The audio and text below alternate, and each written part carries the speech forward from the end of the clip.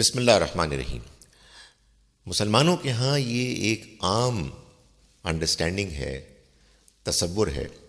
کہ ربا کا لینا بھی ناجائز ہے اور ربا کا دینا بھی اتنا ہی حرام اور ناجائز ہے۔ یہ تصور اس وجہ سے عام ہوا کہ نبی اکرم صلی اللہ علیہ وسلم کی ایک حدیث مشہور ہے کہ جو بیان کی جاتی ہے کہ جس میں یہ فرمایا گیا کہ ربا لینے والا، ربا کھلانے والا، ربا کا لکھنے والا، ربا کی گواہی دینے والا، یہ سب اس گناہ میں، جرم میں برابر کے شریک ہیں۔ آکل الربا و موکلہ، ربا کا کھانے والا اور ربا کا کھلانے والا۔ تو یہ جو موکل الربا ہے، ربا کا کھلانے والا، اس کو لوگوں نے خیال کیا کہ یہ ربا دینے والا ہے۔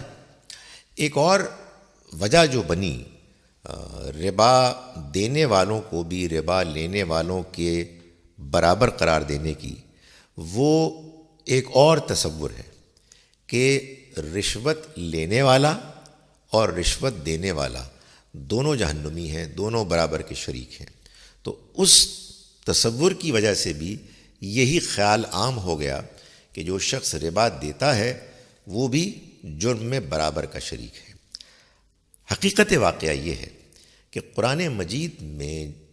ربا کی حرمت کو بیان کرتے ہوئے اللہ تعالیٰ نے جو الفاظ استعمال کیے ہیں وہ ہیں الذین یأکلون الربا، وہ لوگ کہ جو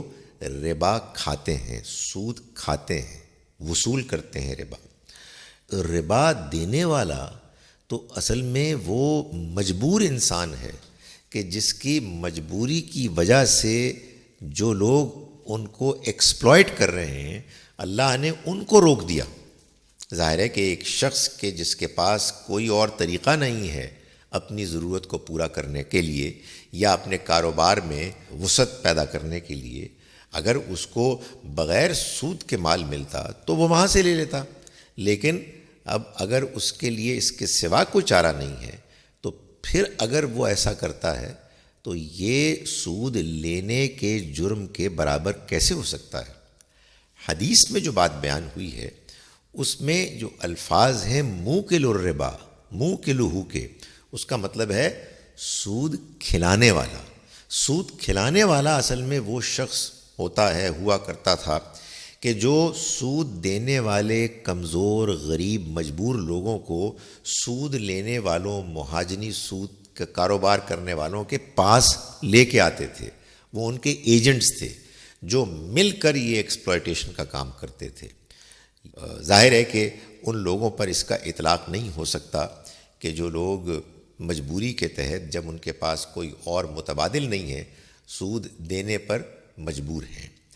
رشوت لینے اور رشوت دینے کے بارے میں بھی یہ بات واضح ہونی چاہیے کہ رشوت لینے والا تو ہر حال میں مجرم ہے،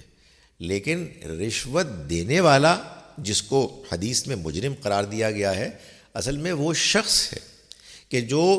حکام میں سے بعض کو یا کسی کو